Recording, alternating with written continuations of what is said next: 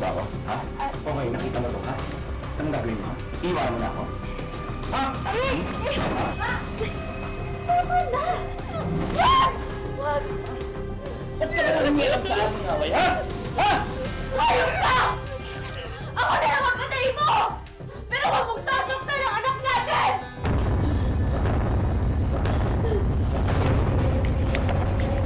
Tumakbo ka lang! Huwag ka na lumingon, anak! Takbo! Kapag naabutan ko kayo, papatay ko kayo!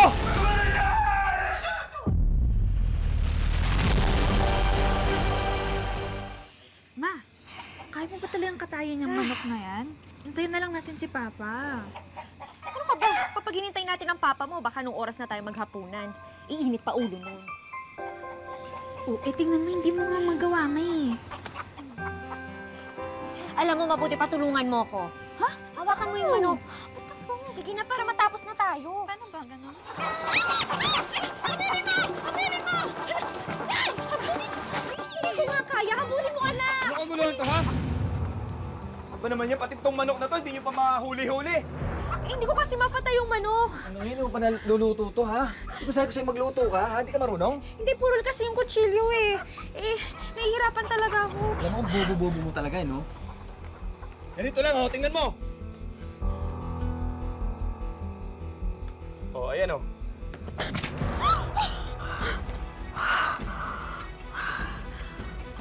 Bobo mo kasi. Oh, lutuin mo na to. Bilisan nyo, nagugutom na ako, ha? Saan mo yan?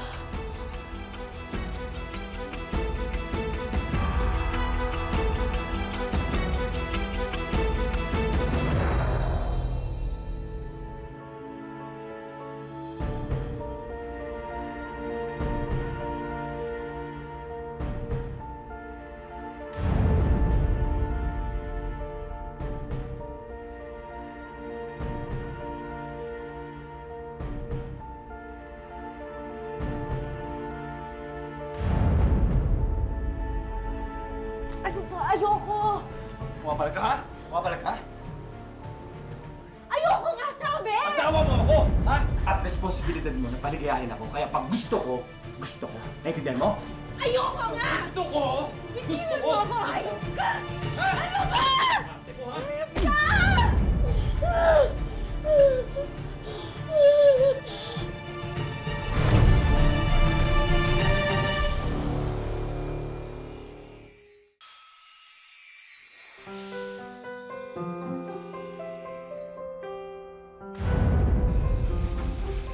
Oh, eto pa.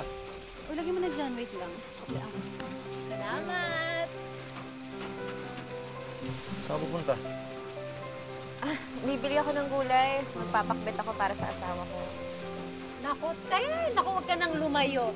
Sarap at sariwa ang gulay ni Kuya Carlo. Ano ba kailangan mo? Sige na nga. Ito, okay. Mami, mami. Ayan, ayan. Yung malaki yan.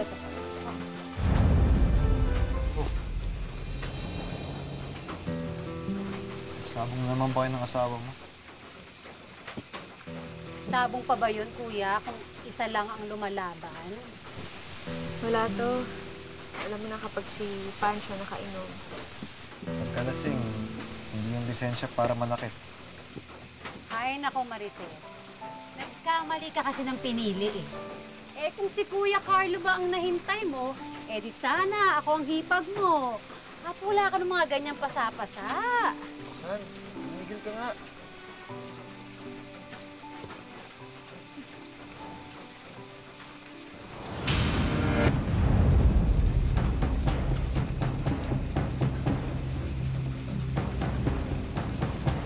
Oh, Pancho, manok mo, talunan. Pakadobo mo sa misis mo. Sa'yo na yung tabi mo. Wala nang pakinabang yun. Masyado ka naman pikon. Inaasar mo ba ako? Ang hirap sa'yo, masyadong mainit ang ulo mo. Kaya yung misis mo napapalapit kay Carlo. Masabi mo? Ang sabi ko, yung palay mo, tinuto ka na ng iba. Sira ulo ko pala.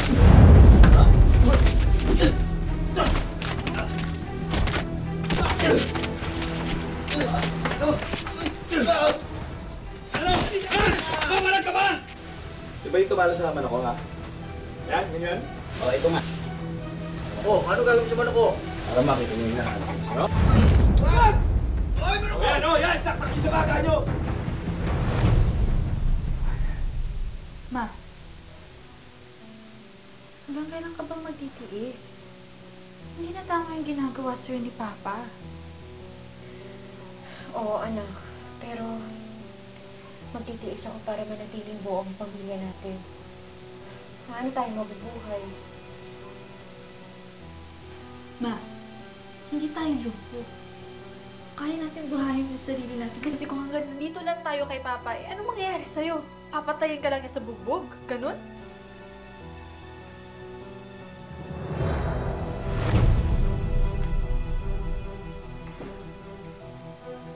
Ma, huwag na tayo magbulag-bulagan. Eh, naman pala ganun si Papa eh. Baka naman hindi sa pamuto, baka... Nandyan na oh! Ano to? Naimbestigahan mo ba ako? Ha? Hindi, lalaban ko kasi sana yung mga damit mo, nakita ko. Hindi ko naman sinasadya eh. Anak, alis ka muna. Mag-uusap na kami ng papa mo.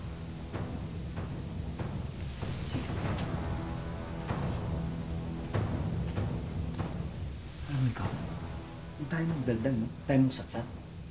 O ngayon, nakita mo to, ha? Anong gagawin mo, ha? Iiwanan mo na ako? Hindi kita iiwan. Pero, pwede bang ipangako mo sa akin na hindi ka nagagamit niyan? Sino ka para sabihin sa akin ang mga dapat at hindi ko dapat gawin, ha? Asawa lang kita. Ha?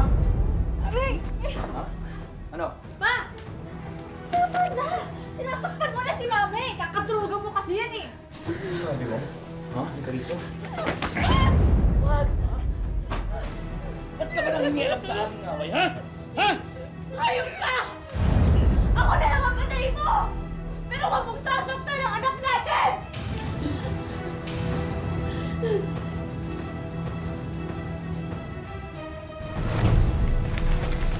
Tumakbo ka lang! Huwag ka na lumingon, anak!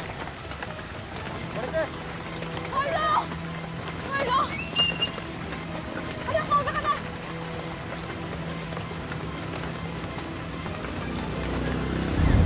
Marites! Marites! Takbo! Takbo! Takbo! Magkabutan ko kayo! Papatayin ko kayo!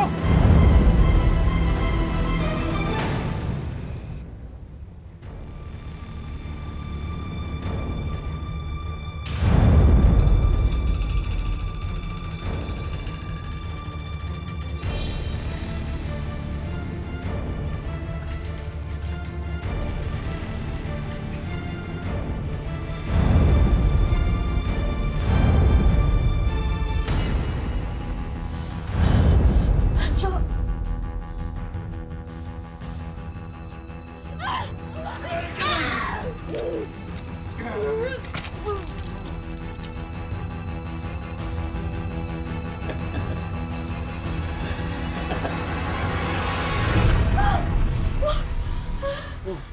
Bakit? Ano nangyari?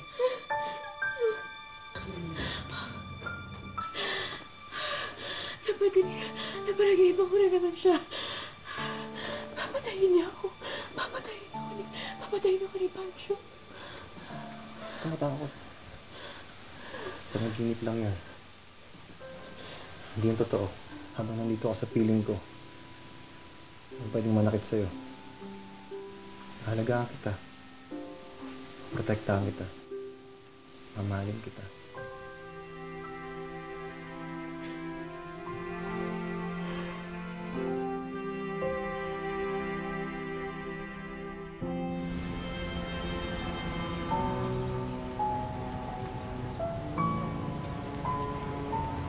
Oh, ano yung tinatanim mo? Sibuyas. Bakit naman yan pa? Yan tagal-tagal anihin yan. Okay lang yun. Marami naman tayong oras. Makapaghintay ako. Hintay nga kita, di ba?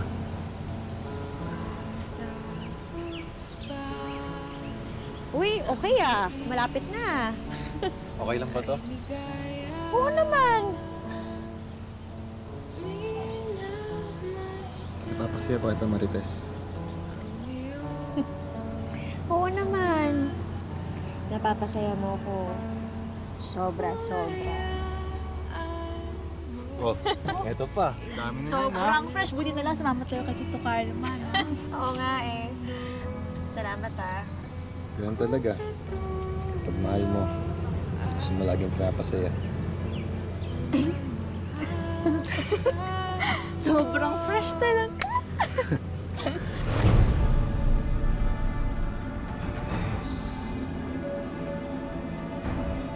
Miss na kita, Marites. Akin ka lang, ha?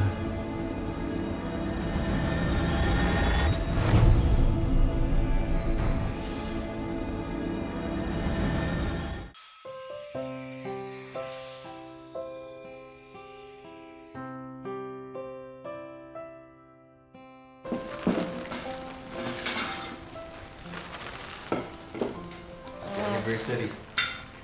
Happy anniversary! Salamat dahil binigyan mo kami ng pagkakataon na magkaroon ng pangalawang buhay. Wow! Anniversary ano ba yan? Hindi nyo Nakakagulat sa amin eh. Baka pwede naman kumain sa labas. Libre. Naku! Marami akong ginagawa. Sige. Pag-uwi ko galing pagtitinda, lalabas ko kayo. Baka pwede din naman mag-parlor, magpaganda. Ay anak, alam mo wala akong oras sa ganyan ha. Sa susunod na yan, ang dami ko pang trabaho. Hindi, sige na, sige na. Pagbigyan mo si Cheska. Diba? Kinakabahan naman ako dito. Magustahan ko yan ni Carlo. Ano ba naman na? Ang ganda-ganda mo nga ngayon eh. Eh, para kasi ng laking pagbabago. Hindi rin ako sanay. Ay, ho. Ma, okay lang yan. Tsaka, ang importante naman, masaya ka, di ba? Nakabahan talaga. Halika naman. Halika.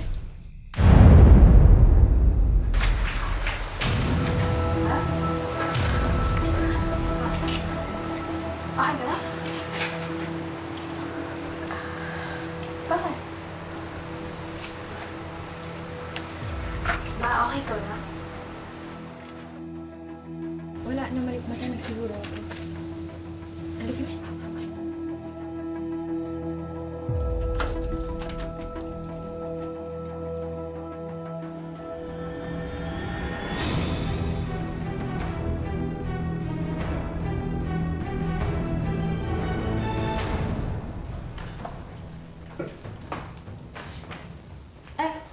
Ma, CR lang ako. Tsaka nga po pala nag-text na lang si Tito Carlo. Oh, ano raw?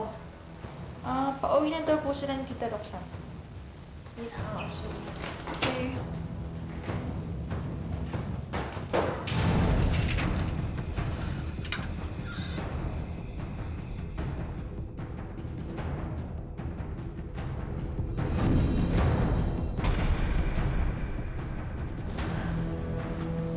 Pancho. Anong ginagawa mo dito? Demonyo ka. Bakit galit ka? Ha? Hindi mo ba ako namimiss? Umayos ka. Matahimikan mo na kami na. Hindi ako. Ang gusto ko, gulo. Ma, pa? Okay lang dito. Tingnan mo nga, Cheska. Nilalayo mo yung anak ko sa akin. Baliw ka! Ikaw ang baliw! Yung utang mo, nilusaw na ng droga! Ano sabi mo? Ha? Ha? Ano sabi mo? Ano? Ayaw ko makakatayin kita!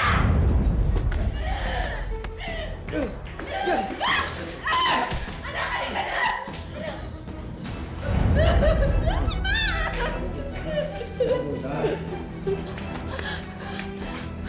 Anak!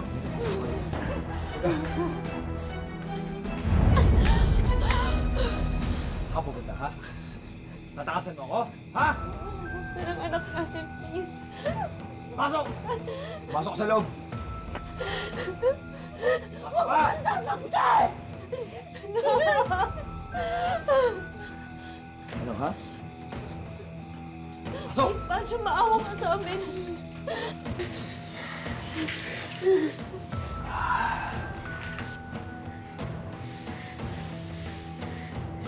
Alam mo, meron ako ibang gustong laro.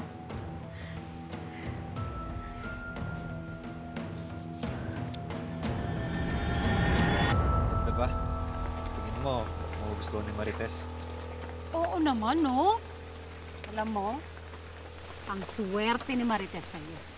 Kasi, ang bait mo. Piruin mo, naisalba mo siya dun sa demonyo niyang asawa. Ako totoong swerte. Kasi meron na akong instant na pamilya, di ba? Tsaka mahal na mahal ko si Marites at Cheska. At ngayong wala na makakapigil sa inyo, doon na ang love story mo. Talaga?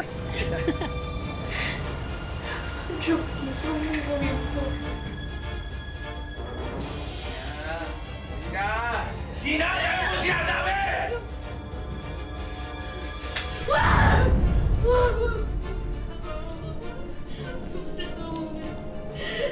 Sasaktan ang anak natin.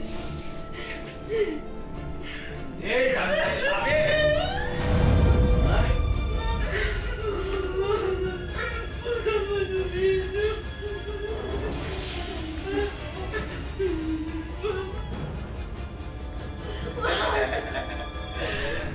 Pancho, please, wag. Alam mo, gusto ko lang naman ng souvenir eh. Ayop ka! Huwag mong sasaktan ang anak ko! Alam ko na. Alam ko na. Ikaw na lang yung iuwi ko. Tutalay ko lang naman ang gusto kong makasama.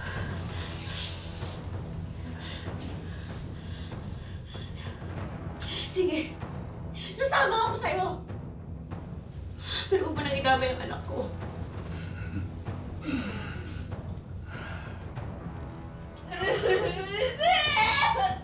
Huwag mo lang sasama.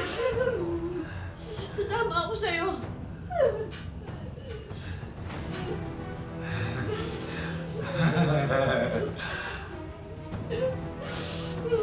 Alam ko na. Alam ko na ang gagawin ko.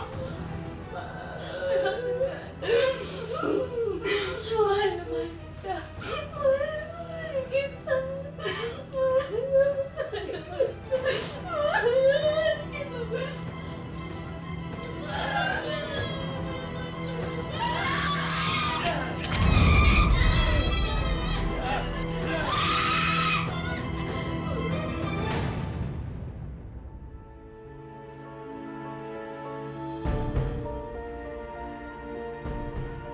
Cheska!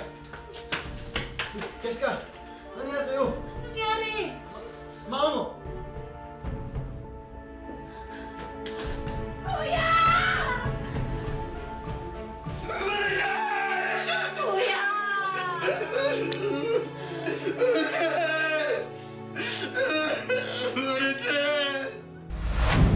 Bono talagang Pancho yan.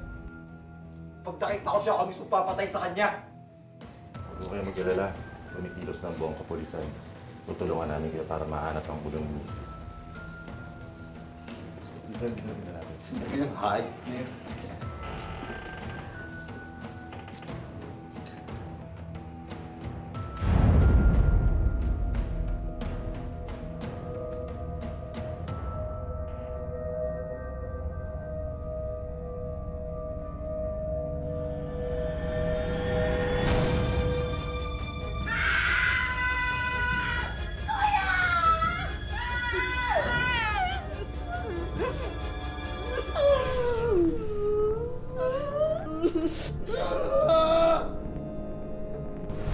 Arestado ang isang lalaking nasa drug watch list matapos i-hostage ang sariling anak.